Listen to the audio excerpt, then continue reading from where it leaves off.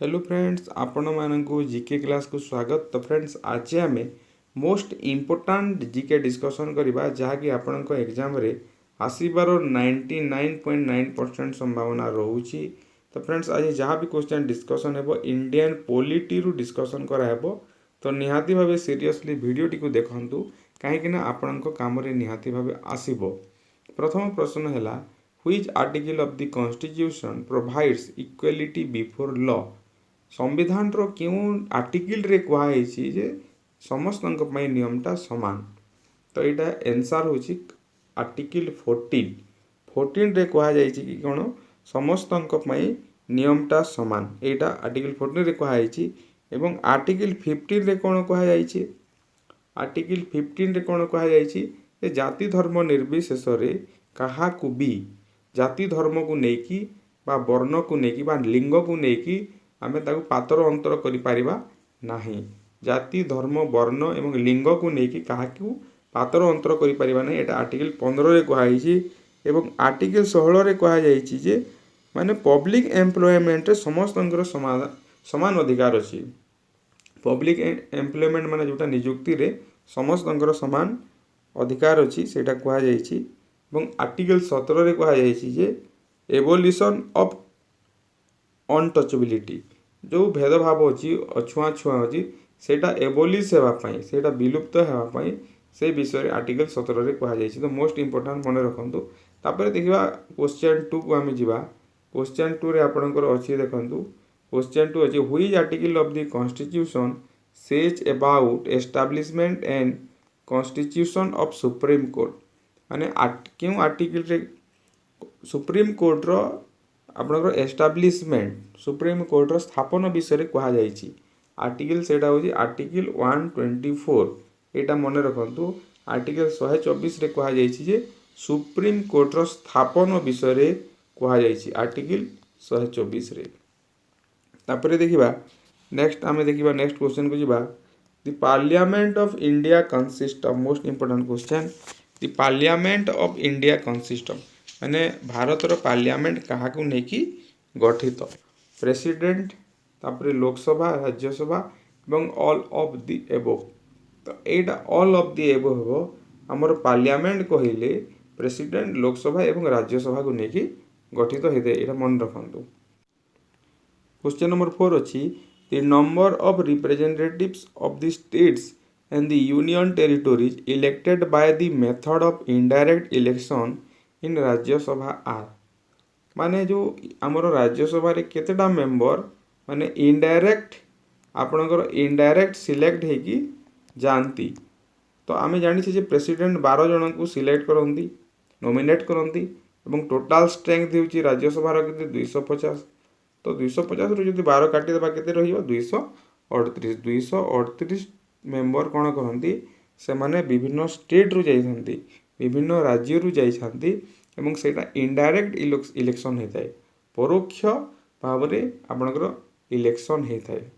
आम जो prime minister को चूज करुचे किंबा एमपी एमएलए को चूज करुचे सेटा आपणकर डायरेक्ट इलेक्शन माने आमर प्रत्यक्ष इलेक्शन सेटा।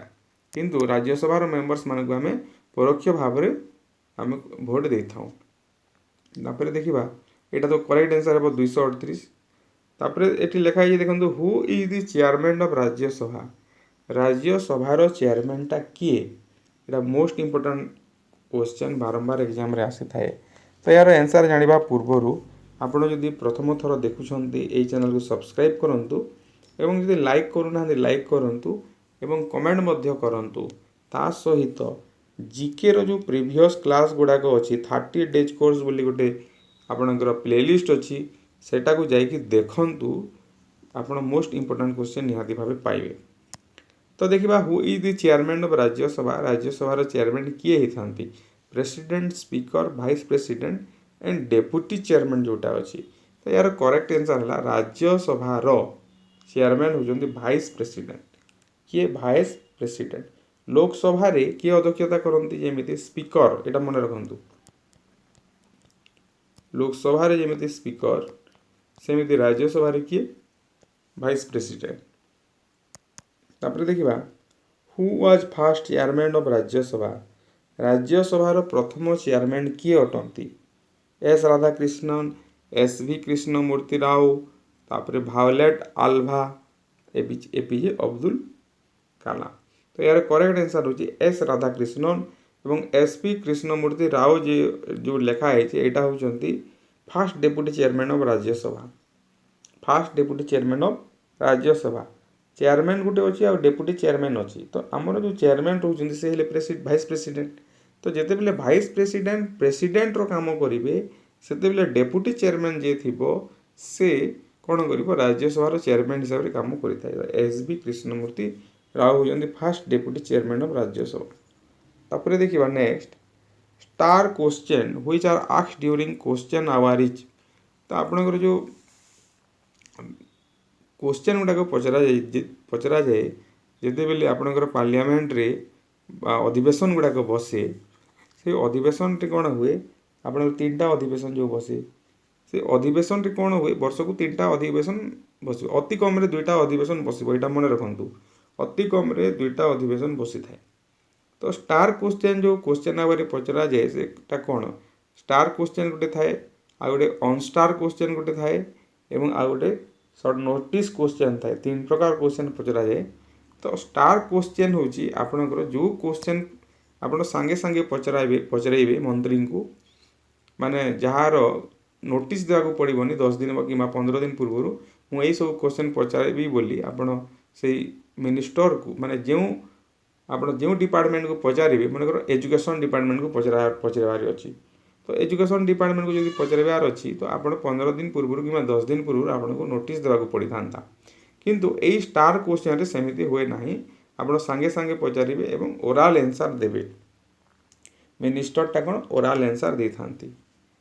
किंतु अनस्टार रे कौन हम अनस्टार रे जोटा आप लेखिकी देवे केते दिन पूर्व 15 दिन पूर्व लेखिकी देवे 15 दिन पूर्व लेखिकी देवे एवं सही क्वेश्चन रो एंसरटा मिनिस्टर आपन को लेखिकी देवे माने रिटिन देवे सेटा होची अनस्टार। एवं शॉर्ट नोटिस गोटे अच्छी सेटा 10 दिन पूर्व दि जाय पारे एवं आपण अर्जेंट जोटा अर्जेंट से विषय में क्वेश्चन पचारि थांती। तो यहाँ मन रखु स्टार क्वेश्चन कौन।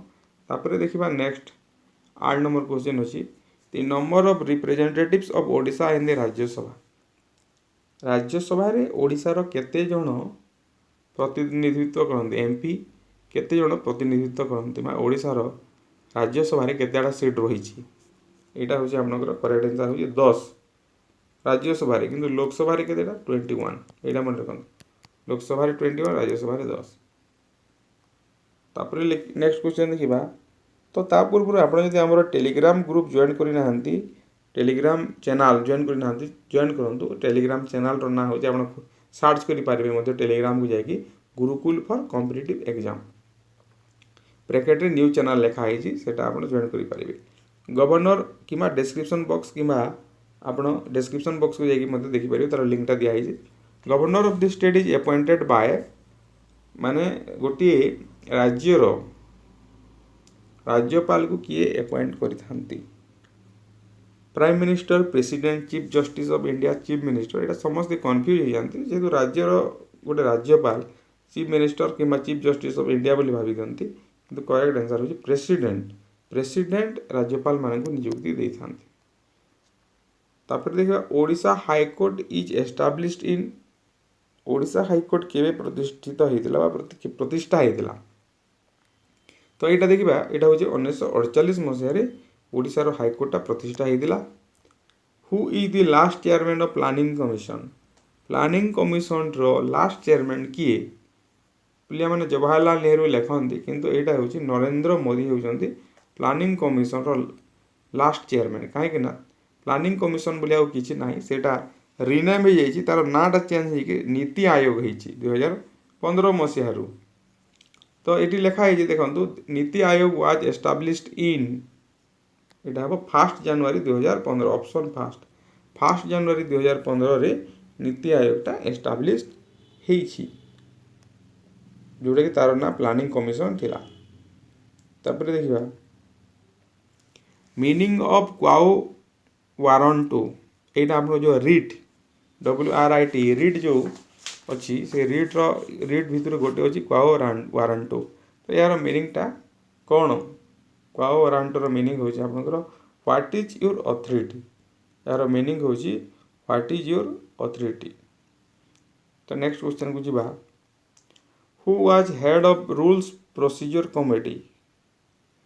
Who was head of the rules of procedure committee जो आपनर कॉन्स्टिट्यूशन है बेले संविधान प्रणयन है बेले जो विभिन्न कमिटी माने बसी थिला से भितरे रूल्स ऑफ प्रोसीजर कमिटी मुख्य किए थिले एटा समस्त जानी जेमिति कि ड्राफ्टिंग कमिटी मुख्य बी.आर. अम्बेडकर थिले।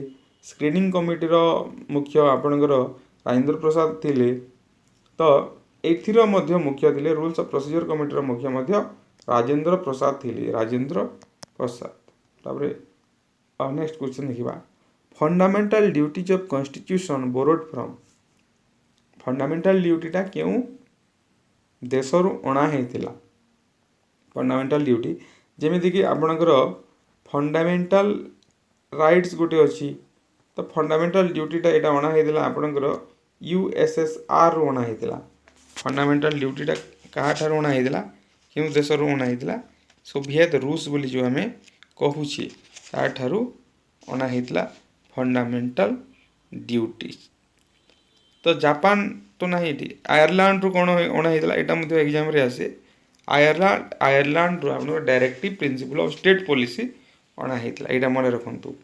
एवं फंडामेंटल राइट्स जोटा सेटा आपन USA रू अणा हेतिला सेटा कोठू अणा हेतिला USA रू अणा हेतिला। तो एटा थिला आज डिस्कशन मोस्ट इंपोर्टेंट 15 क्वेश्चन। आपन को जदि भलो लागिला शेयर करिवे लाइक करिवे कमेंट करिवे।